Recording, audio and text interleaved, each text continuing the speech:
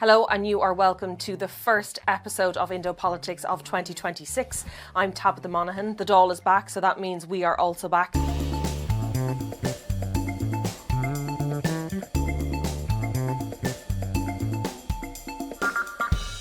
I'm joined in studio by Mary Regan, Political Editor of the Irish and Sunday Independent. I think any hopes of us having a slow first week after the Dáil recess was gone. Even last week, Grok really has dominated the political agenda this week. Yeah, it felt like 10 years of particularly international developments were crammed into the first 2 weeks of this year.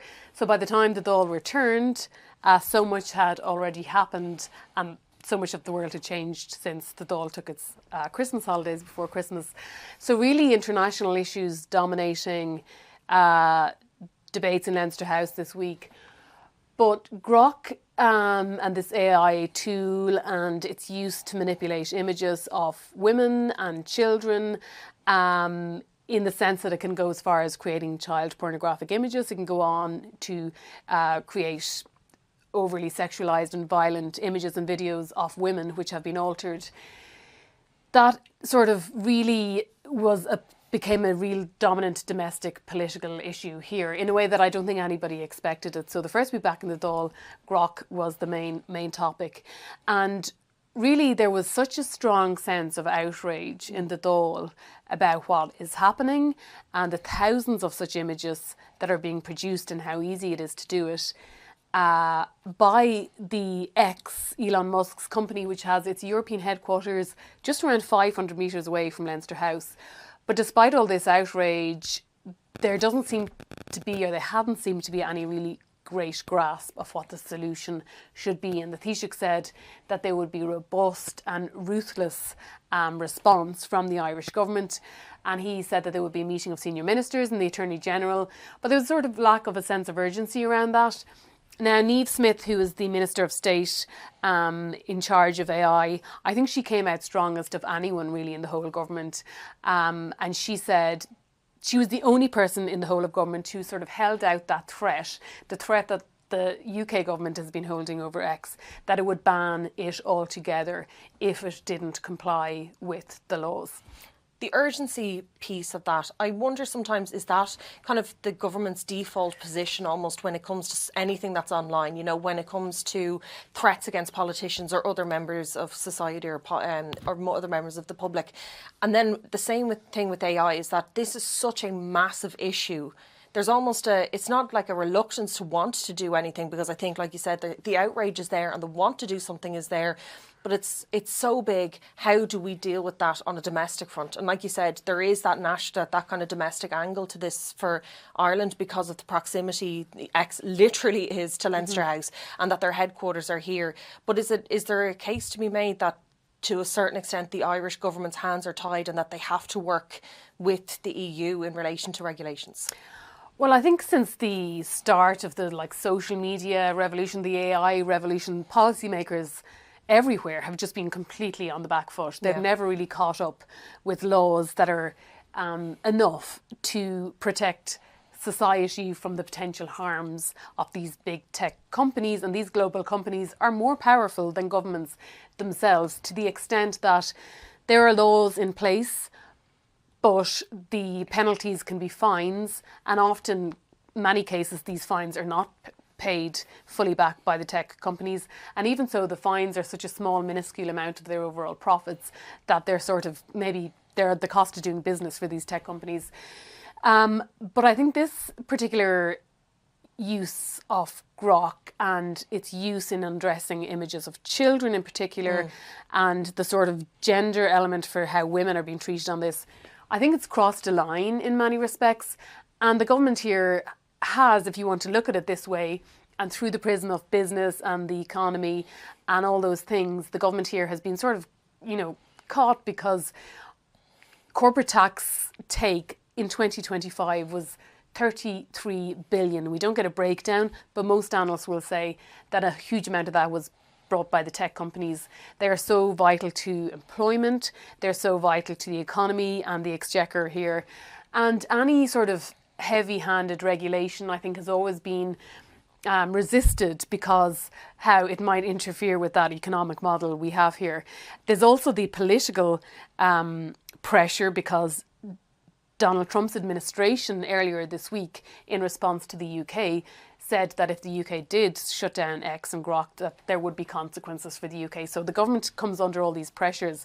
However, you would have to say that against that, the moral imperative to do what is ultimately any government's main task, to protect the most vulnerable of its citizens, is so strong in this case that it was very, very hard to resist. As things turned out, Grok has come out and said, well, we're not going to allow this undressing images without people's consent. Essentially what it's doing is saying, aren't we wonderful, we're obeying the law of the land, and whether they do or not is, remains to be seen. But I think it does highlight, and the whole thing has highlighted, the fact that they are in many ways a law unto themselves, and the fact that there's an almost defeatist attitude in government that, it's so hard to keep up with the technology to create laws that respond. And we did hear that from Minister Patrick O'Donovan, who's kind of the line minister for media, communications, culture, arts. That's his role, his role overall. And that is what he said, is that these things just move so quickly. But it's not the first time we've heard of things like this happening. Like we had Gráinne Seoige during the election last year. This happened to her. She was out this week. So it's not like it was anything new. But I think the shocking part was just how easy it was for an everyday person to do it very publicly as well, if they wanted to be. Like they obviously, how many times have we all spoken about the people who can hide behind a very, niche or very strange image and name on Twitter and hide their identity. There was just a different element to this. Yeah, and I think the Gráinne Seoige intervention was very interesting because she was speaking this week and she said that if another woman was asking her whether they should get involved in politics and run for election, her answer would probably be no because of what she experienced. Now, this isn't to say that the video, the false AI generated, really sexualised video that was circulated around about her. It's not to say that had an impact on her election or not, but it had a big impact on her personally. Of course, yeah. And that then brings home the point that I think this needs to be seen through a sort of a gender perspective. This government has done an awful lot and made it, what they would say their priority to legislate on gender and domestic-based violence. And it was a priority of Helen McEntee, it's a priority of Jim O'Callaghan. So that's what they're doing in the sort of offline space. Online, this and Coco's law will apply and is applying to Grok, and that's what the law that does cover it. So they have legislation in this, but you have to look at this in the prism that it's discouraging women from entering public office, for running for office. It's discouraging the participation of women in public spaces, you could say.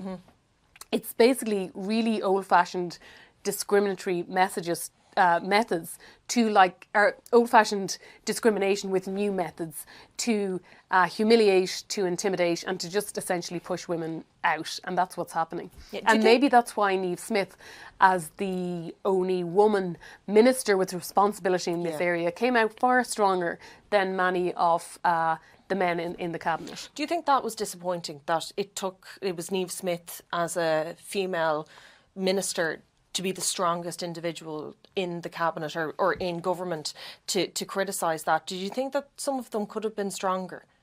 I think there was probably an element that the cabinet as a whole, or the government as a whole, were sort of trying to balance the sort of economic and political pressures that come on them to sort of not upset big tech companies that contribute to the economy so much, job creation, and which Donald Trump's administration have made it his, a policy to sort of deregulate and empower them. I think they were looking at it too much through that prism, where there was a more sort of visceral response from women in the Dáil and from Minister Niamh Smith, who went out on a limb in her defence. She said she was speaking in a personal capacity, but she did go against the grain of the rest of the cabinet by saying that, personally speaking, she would be in favour of banning Grok altogether. Something that we heard from any minister that was asked, and any minister who was out in the last week or two, for whatever reason, was asked, you know, whether or not they're going to deactivate their own accounts, what were their opinions on it. But one of the things they were all saying was anybody who has seen this happen or who has experienced this, has been the victim of this, that they need to report to Gardaí. And we saw in the media committee then on Wednesday that 200 images generated by Grok are being investigated now. That's an important kind of arm of the state now as well, having to look into that and make sure that there is potentially prosecutions in relation to that. Because I know me personally, I have seen images online and I've, you know, flagged them or I've reported them, and you get an email back then from X a few days later saying, actually no, there was no breach of any of our rules. You would think that there's people, that the public will see this and hope that something comes of these investigations as well. And, you know, you can get death threats, a series of death threats, Yeah. as many women, journalists, politicians, or people in the public eye might have got. You get a series of death threats, you report it to X, and their response is to suspend that account for like 48 hours. And then it'll be reinstated and that person can continue doing what they were doing already. So it's already the case that they're taking really scant action where they should be taking action, where there is illegality. And you would hope that in response to the publicity around Grok and the fact that people are being encouraged to report things to the Gardaí, that maybe in the future people won't be as willing to sort of give X a free hand in publishing which is what they're doing at the end of the day, you know, dangerous material. Yeah. I want to move on to Mercosur. It wasn't as big an issue this week as it was last week, but I can't remember as great an example of all politics is local than Mercosur. That, you know, even when you were reporting last week that the Fianna Fáil WhatsApp was going bananas because there was, you know, after Micheál Martin's comments in China potentially opening the door to Ireland voting in favour of this deal. And it was just that idea that these backbench TDs would have to go to home to their constituency and defend Mercosur, which, look, we know the farming industry have dominated. They've owned this debate for years. You know, it's been 25 years in the making. We didn't really hear a lot about the benefits of it, the benefits to the Irish drinks industry, the benefits to pharma and the chemicals industry. Like, I think one of the reports that the Department of Enterprise, they looked into, or they commissioned there back in 2021, pharmaceuticals and chemicals industry, the exports could go up by 104% by 2035. Like a massive increase for that industry. So good for the economy. We didn't really hear that, but it really is kind of like local politics wins out.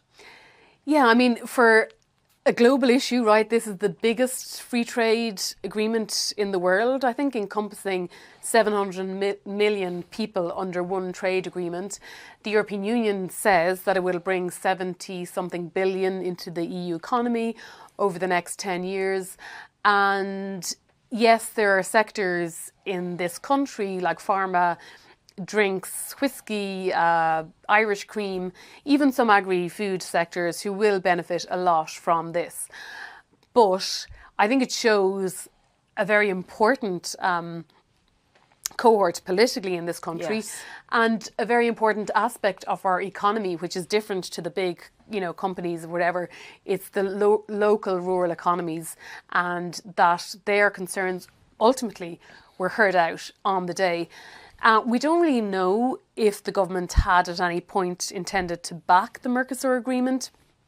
We know they've been really against it for 25 years. In fact, Brendan Smith, who's a Fianna Fáil TD, who was raising concerns about this, I was looking up his contributions recently in the Dáil and found that he was actually raising this back in the Dáil when he was Agriculture Minister in 2010. He was raising concerns. Yeah, and he was saying that he was going to Brussels at that point in 2010, saying that he was opposing any reopening of the negotiations on Mercosur. So this is how long the Irish government has opposed it for.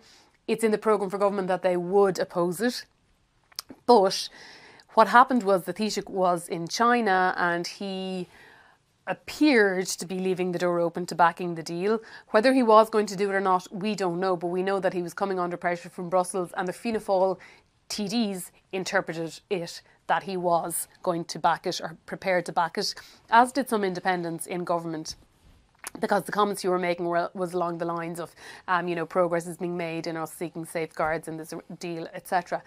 So they kicked up a fuss. And what really happened, and as you said, it was real local politics in action, because individual TDs, government TDs in their rural constituencies or their local constituencies were getting a lot of input from farmers, neighbours, people in some cases that worked for them or canvassed or campaigned for them, who were listening to Micheál Martin on the radio or whatever, on the telly, and were raising concerns. The IFA, Irish Farmers Association, has a network around the country, and their local reps were getting on to TDs.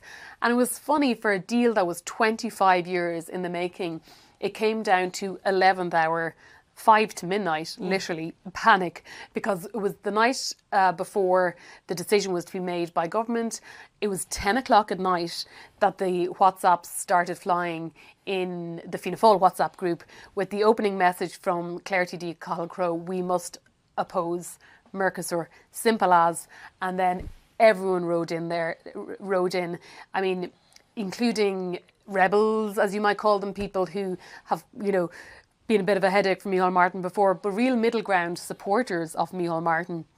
And there was a sense that they could not face their constituents at the next general election if they had breached this, what they saw as a fundamental promise to oppose Mercosur. It also showed that there was zero capital that Micheál Martin held, in terms of his backbenches within his party, that they just went, absolutely not, we're not having this at all. What we see now is that it has to go to the EU Parliament. You've spent a lot of time in Europe.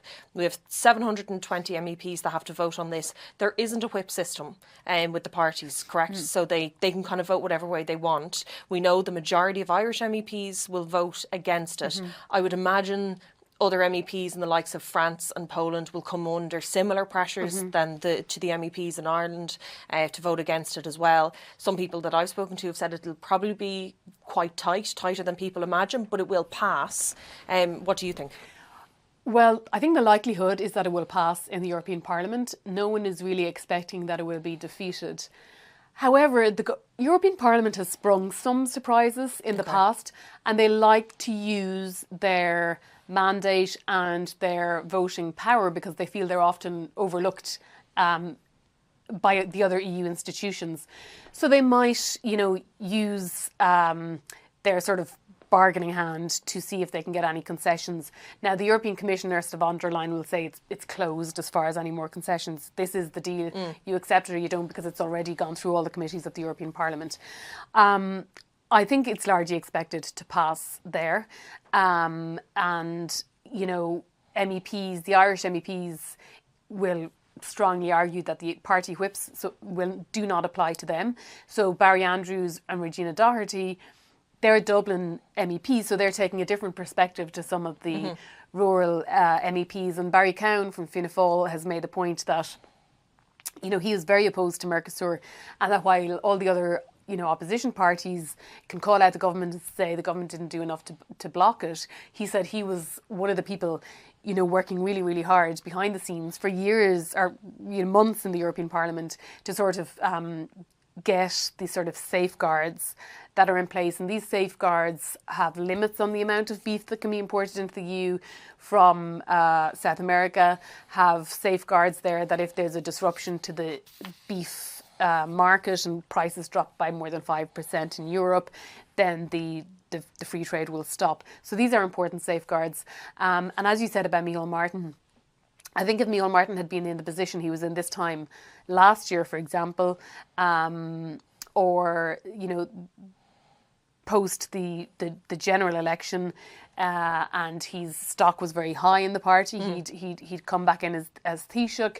He'd won the election, and they had a good European election, and he was really, had really, had good, he had the control of his party at that point. I think he might have been in a greater position to perhaps oppose Mercosur.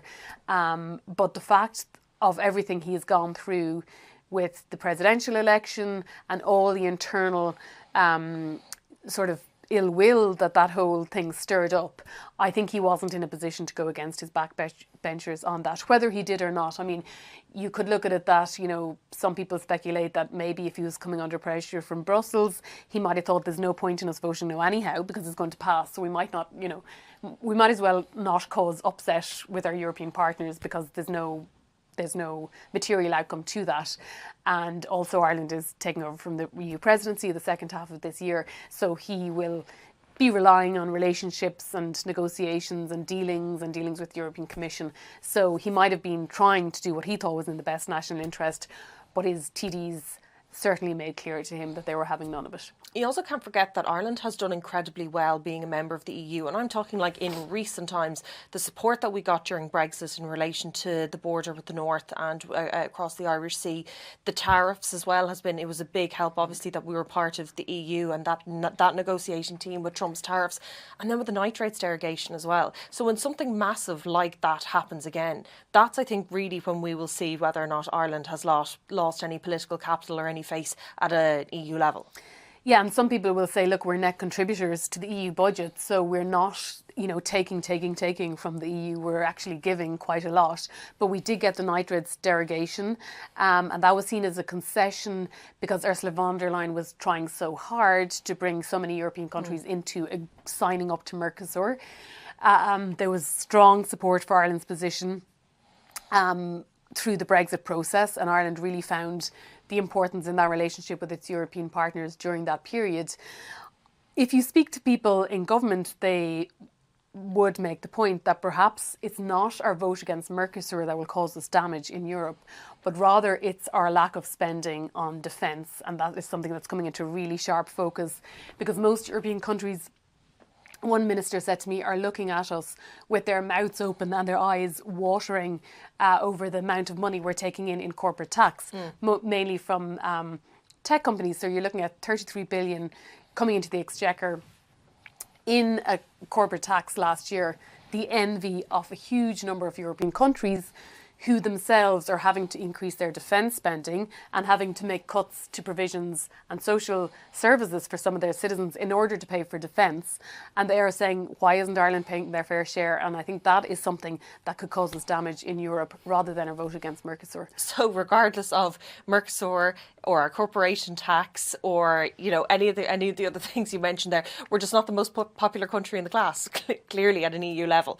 And there's many reasons for that as well. Probably not. And now with Mercosur, we have cover in that France voted against it as well. And France is a very important, you know, strategic partner of Ireland in the EU, particularly since the UK left. They're sort of our nearest EU neighbour. That's how they like to describe it. So there's a bit of cover there with France. But yes, certainly coming into the EU presidency in the second half of next year, I think it's that relationship with Europe that Micheál Martin himself appears to be particularly conscious of, and there will be attempts underway to sort of smooth relations there, I think. Yeah. Finally, I want to come to the Public Accounts Committee on Thursday. The government just cannot seem to get away from stories about overspending, budgets that were broken, products that just go on and on and on. So I want to look at some of those bits that came out because there was quite a lot in PAC on Thursday. So one of them was the City of Dublin ETB, the Education Training Board. They were given a budget of €2.2 million back in 2015 to create this ICT system, another ICT system, what we're talking about, that's before PAC, to process SUSI grants, so student grants. The financial statements that came from the ETB have said that at the end of 2024, this project wasn't finished and that the total costs so far was €6.4 million, so almost 3 times the original budget. Now, they did have to go back and get top-ups from the budget, so it's not like they just kept running and running and running. I think in 2019, they got a top-up up to maybe 4.8 million euro.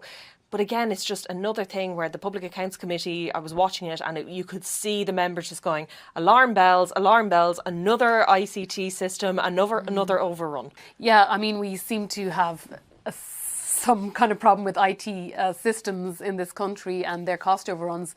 There also seems to be issues with the OPW. That's, of course, the body in charge of maintaining the portfolio of state property. And there was correspondence into the Public Accounts Committee from the OPW, and they said that their former chairman, Maurice Buckley, received a severance payment when he stepped down in April 2024 of €224,173. So that's a pretty big severance payment. Now, in the 2 years or so before the chair stepped down, he attended what seemed to be a pretty prestigious training course on leadership in Paris. And it gives details of the expenses there. So he had 3 trips away in, November 2022, then February 23 and May 2023. There were trips of 9 days, 5 days and 4 days. And the total expenses for those trips were €6,000. But in terms of the training course, he seems to have gone on that training course against the sort of advice of the HR department in the OPW. Another issue that arose in that OPW correspondence was around properties that the OPW has in the Phoenix Park. Now, they said that they own 55 properties in the Phoenix Park. I didn't really think there were that many properties in the Phoenix Park, but 36 of those are occupied by people who are, largely paying rent. They are people who work for the OPW or who had worked for the OPW and retired. Some of them were rented out to Gardaí, close to Garda headquarters in the Phoenix Park. One of them is the little cottage in the zoo, in Dublin Zoo. And the other seemed to be OPW staff or people working for what was Ordnance Survey Ireland. And there seems to be some arrangements in place where those civil servants can live in the property. They're saying it was part of their work arrangements that they were required to live there.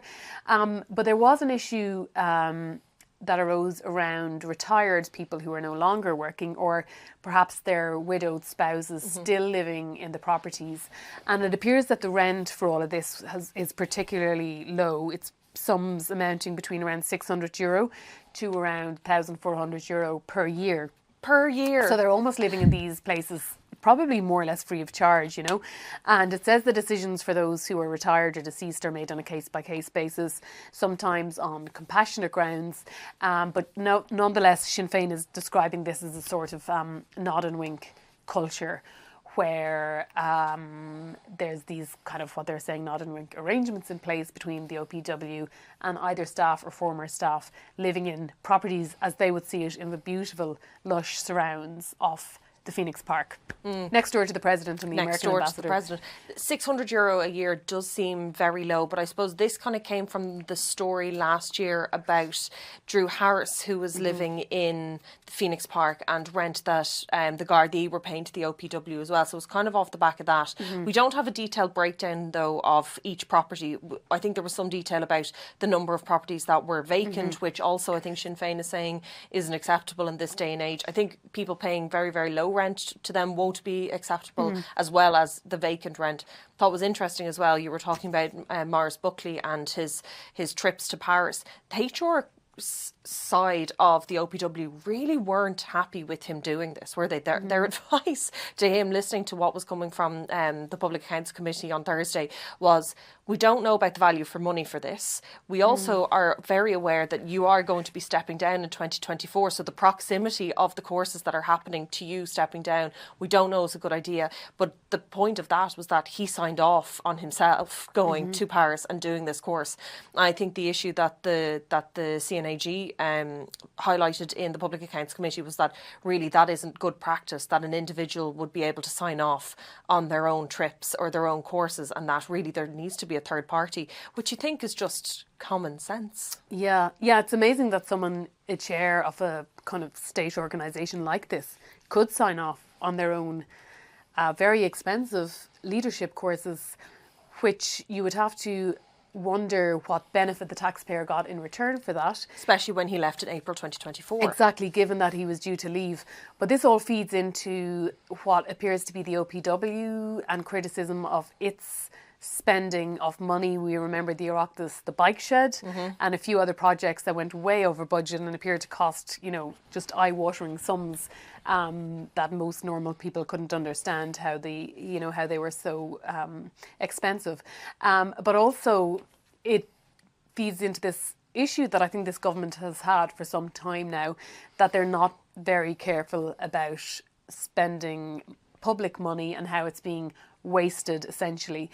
Because if you add up all those various IT system problems, the Oireachtas bike shed, other projects, and, you know, a lot of this emanating from the OPW, it seems that a wastage of public money now seems to be a problem and a stick for the opposition to beat the coalition with. We know that it is something that formed part of the budget negotiations last year, and we did see it in the kind of department breakdowns, that they would have to commit to making sure that they weren't wasting money, and that there were certain oversights in relation to spending. Like the thing that I think is staggering, especially with the OPW, is that they've caught themselves in a situation not of their making in relation to the Children's Science Museum, where they are being told by the board of the Children's Science Museum that they have to build a science museum for this to be housed in, and the OPW have no money. There's no department that will give the OPW any money, and they keep having to pay. There's been, I think, at least 2 rounds of arbitration,